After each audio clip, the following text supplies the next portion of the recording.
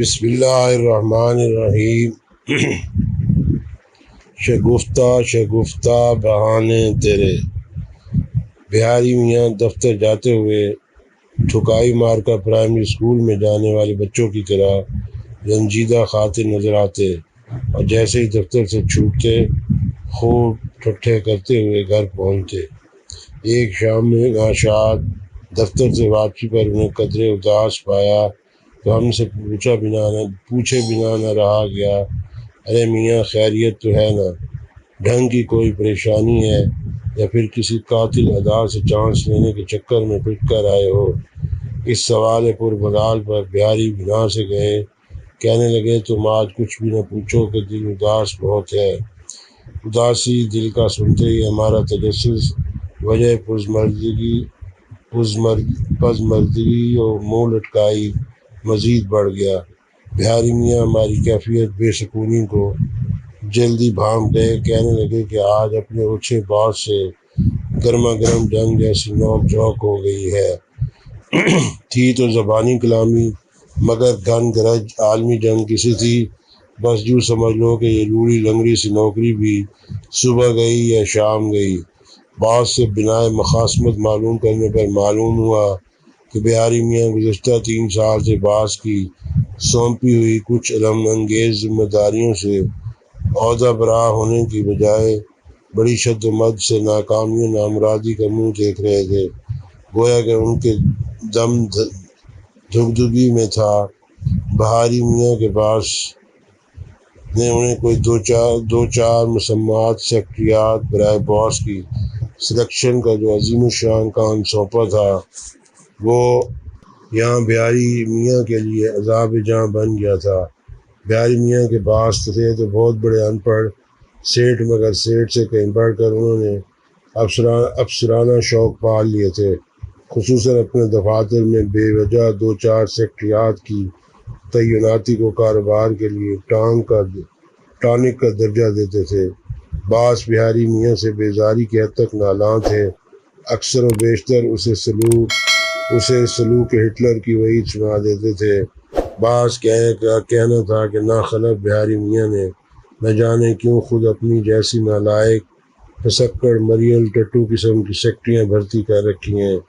گستاخ طرز تکلم کے مالک باس اپنی پرانی سیکٹریوں کو بدصورت عورتوں کی مس یونیورس سمجھتے تھے، مگر جب وہ سامنے آتی تو صرف مس یونیورس ہی کہتے تھے، جس سے وہ سانولی رنگت والی غلط فہمیوں کی دلدل میں پھنس جاتی تھی۔ اس کا نام شگفتہ تھا۔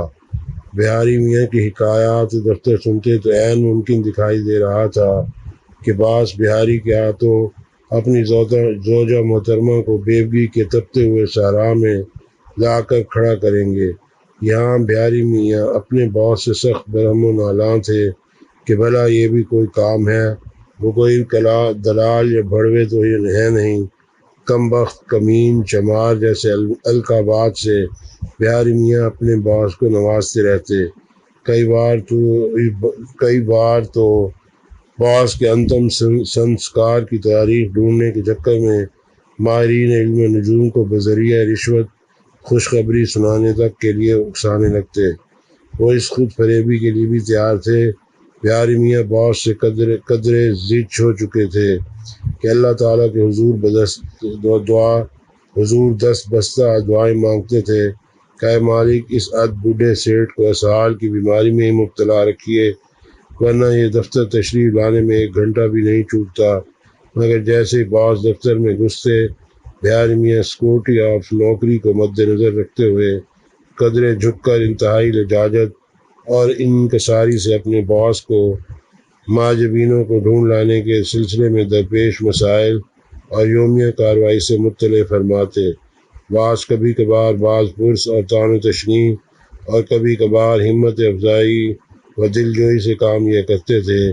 یہ باس کی گھریلو مصروفیات، حالات و واقعات پر انحصار تھا کہ آج ان کا موڈ دلبرانہ یا اس پہ معمول جابرانہ ہے۔ بہاری میاں باس کے ناپاک عزائم بھانپ چکے تھے۔ اکثر یہ بد دعا کہتے کہ خدا کرے نوکرانی تیری رہے بیدار۔ اہلیتی احکامات برائے انتخاب سیکٹریات۔ شرط اول لازمی ہے امیدوار ناگن زلفوں والی، نازک اندام، حسین و جمیل اور کنواری ہو، لاوارث ہونے پر ترجیح دی جائے گی۔ امیدوار کا کوئی سگا بھائی یا منہ بولا محلے دار بھائی نہ ہو، حتیٰ کہ سگا باپ تک نہ ہو۔ تعلیم کی کوئی خاص قید نہیں، دفتر کے اتنے قریب رہائش پذیر ہو کہ باس کے لیے واکنگ ڈسٹینس ہو۔ چال چلن سے کوئی غرض نہیں، البتہ دونوں آنکھیں سے ہی کام کرتی ہوں اور آنکھوں کا درمیانی فاصلہ بھی مناسب ہو۔ دفتر مقررہ اوقات پر آئے مگر واپسی حالات پر منحصر ہوگی۔ خدمت خلق کے دفتری اسرار و رموز سے ناآشنائی ناقابل معافی جرم ہوگا۔ لباس جو دفتر میں زیب تن کرنا ہوگا وہ کمپنی کی طرف سے مہیا کیا جائے گا۔ امیدوار انٹرویو کے لیے دفتری اوقات کے بعد تشریف لائیں۔ یہ اہلیتی احکامات برائے انتخاب سیکٹریات کی ہم نے بہاری میاں کی زبانی سنے تو میں حیرت ہو گئے کہ اگر بہاری میاں کے باس پڑھے لکھے ہوتے تو پھر سیکٹریوں کے انتخابات کے لیے کون سی قیامت ڈھاتے۔ باس نے بہاری میاں کو یہ پروجیکٹ بھی سونپ دیا تھا کہ ہر آنے والی محترمہ کو یہ امتیاز دے دیا جائے کہ باس انتہائی مشفق، درد مند، رحم دل اور پیار کرنے والا انسان ہے۔ مختصر یہ کہ باس نے بہاری میاں کو سختی سے یہ گوش گزار کر دیا تھا کہ ہر آنے والی نئی سیکٹری انہیں سیٹ یا مالک کمپنی کی بجائے بڑا بھائی سمجھے، تھوڑا سا بڑا۔ باس کا کہنا تھا کہ لڑکیوں کا دل شادی سے پہلے بہت چھوٹا ہوتا ہے۔ باس کی ایک خواہش دیرینہ تھی کہ ہر آنے والی نئی سیکٹری کی صورت اور شخصیت سے اس قدر مانوس ہو کہ ننھے سے دل میں اس کے کھٹکا نہ کچھ میرا ہو۔ ہوئے تم باس جس کے۔ بہاری میاں سے ہمیں اس کی دفتری مشغولیات جاننے کے بعد مزید ہمدردی ہونے لگی۔ یہ باس تمہارے کہاں سے آئے ہیں؟ کون ہیں؟ خاندانی تاجر ہیں یا حادثاتی تاجر؟ ہم بھی اپنے سوالات ختم نہ کر پائے تھے کہ مظلوم و مجبور بہاری بذریعہ تاریخی حوالہ جات اپنے باس بہادر کی بدخوئیاں کرنے لگے۔ بہاری میاں کے فرمان کے مطابق باس شروعات سے ہی اتنے کوڑ مغز تھے کہ عمر بھر دوربین سے بھی سکول کا منہ نہ دیکھنے پائے۔ بچپن میں سکول کا نام سنتے ہی تھر تھر کانپنے اور زار و قطار رونے لگتے۔ ماں باپ کے پرزور اصرار پر ماموں تھانے دار کے دفتر چلے جاتے۔ والدین خاصے متفکر رہتے کہ بچہ بچپن سے ہی تھانے جانے کا شوق لے کر کیوں پیدا ہوا ہے۔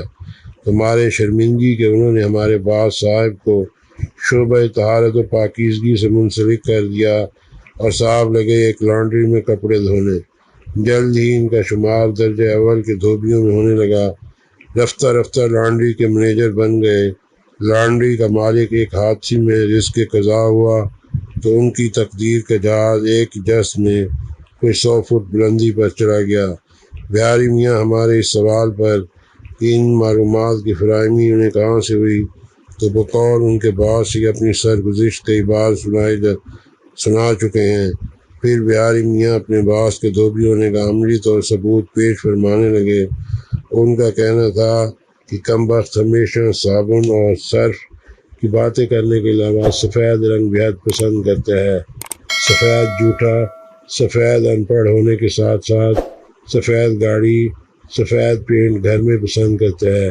پہلے سفید چونا کرتے تھے اور ہاں ڈالر کا نام سنتے اس کا خون بھی سفید ہو جاتا ہے اور ڈالر ہاتھ میں لے کر سیدھا سفید روشنی میں چلا جاتا ہے۔ اپنی زوجہ محترمہ کا سر بھی وقت سے پہلے سفید کر بیٹھا ہے اور آج کل سفید رنگ کی دوسری بیوی ڈھونڈنا بہاری میاں کی ذمہ داری ہے۔ بہاری میاں تھے کہ سخت عیش میں باس بہادر کی مٹی پلید کر رہے تھے۔ بہاری میاں نے ان میں کئی نئے عقدوں سے پردہ اٹھایا جن کی وجہ سے وہ دفتر میں بالکل میلا کچیلا لباس استعمال کرتے تھے۔ ان کے دفتر میں جو ملازم بھی جس ماہ کوئی 2-4 نئی شرٹوں کا استعمال کرتا اس کی تنخواہ تاخیر سے دی جاتی تھی۔ باس کھانا کھانے کے آداب سے تو بالکل ناواقف تھے جو کہ ان کے جاہل ہونے کا بین ثبوت تھا۔ کھانا کھاتے ہوئے ان کے منہ سے چپڑ چپڑ ایسی آواز آتی تھی بقول بہاری میاں گویا کہ کتا بلائی کھا رہا ہے۔ ان کے قوانین کمپنی بھی عجیب و غریب تھے۔ باس کا کہنا تھا کہ جو ورکر بھی ایمرجنسی چھٹی پر روانہ ہو وہ 2 ماہ پہلے چھٹی اپلائی کر دے۔ بہاری میاں اپنی دفتر بیتی سناتے ہوئے ہمیں کچھ شرمندہ بھی لگے۔ ان کے بیان کے مطابق باس کو باس کہنا خود اس لفظ کی توہین ہے۔ پھر کہنے لگے ایک دن باس کی جیب میں پروفٹ کم گیا تو آگ بگولا ہو کر کمپیوٹر کو کوسنے لگے۔ باس کا کہنا تھا کہ کام کچھ نہیں اور اس مشینی ڈبے کی بکواس یعنی کچر الگ سے سننا پڑتی ہے۔ باس کا کہنا تھا یہ بدبخت کمپیوٹر اگر جل گیا تو میاں بہاری کی تنخواہ سے اس گدھے کی پوری قیمت وصول کی جائے گی۔ کمپیوٹر کے جلنے کا سن کر پورا دفتری عملہ زیر لب مسکرانے لگا۔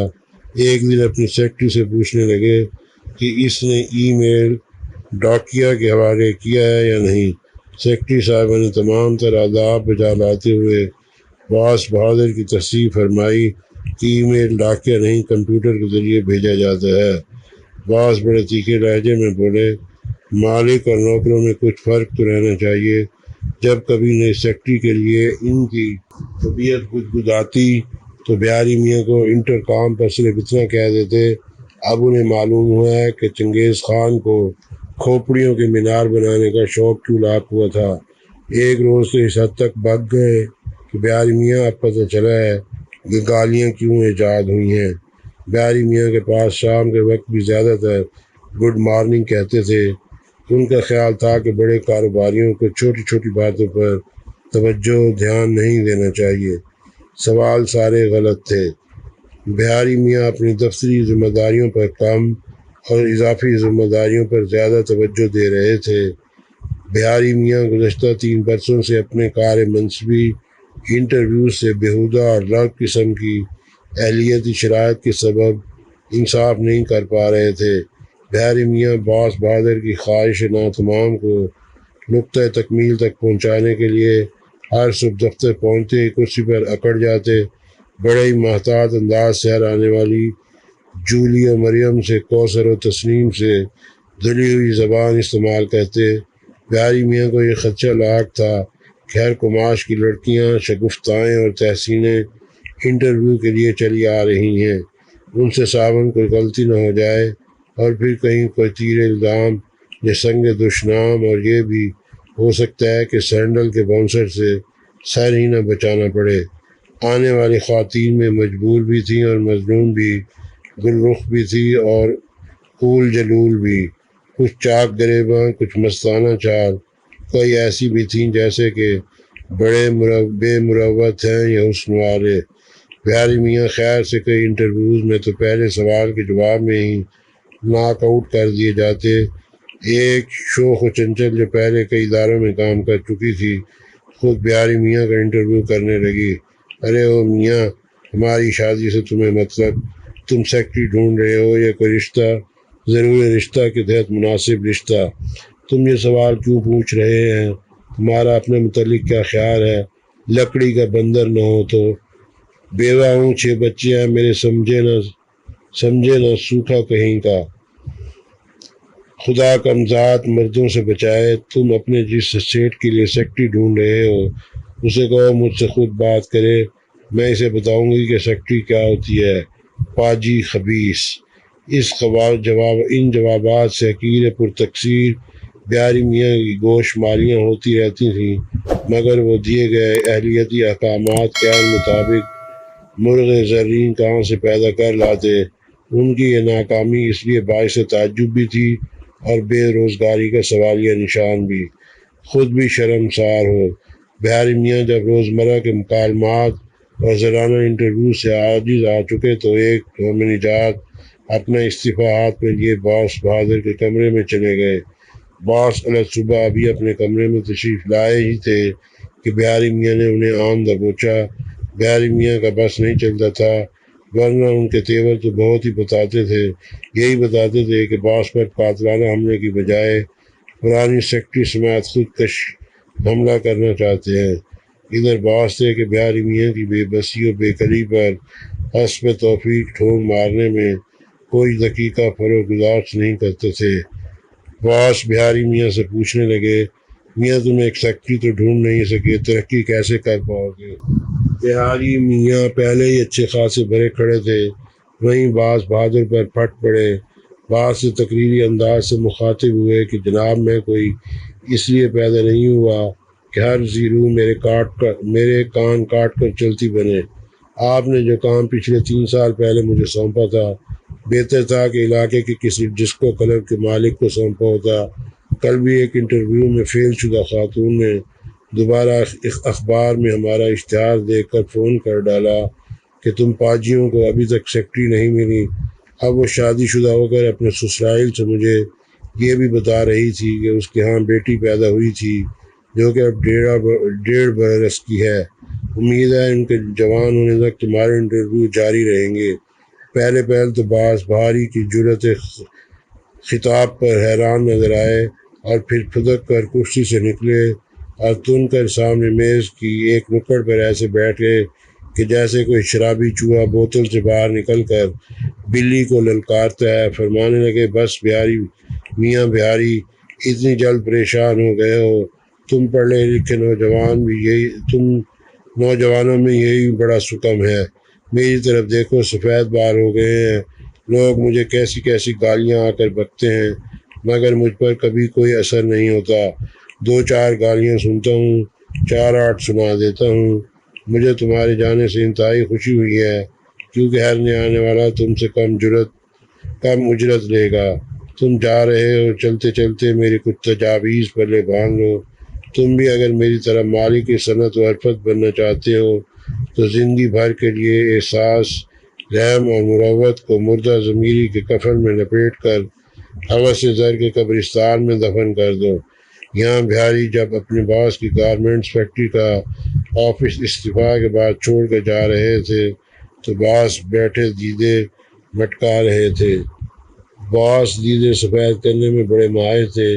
ہم نے جب بہاری میاں کی زبانی ان کی ناکامی کی کہانی سنی تو بحیثیت پاکستانی شرمندہ تو ہم بہت ہوئے مگر اس نتیجے پر راکٹ کی اسی تیزی سے پہنچے کہ جاہل سیٹ ایک ایسا کام ہمیشہ نتھی کر دیتے ہیں جو کہ کسی انسان کے بس میں نہیں ہوتا۔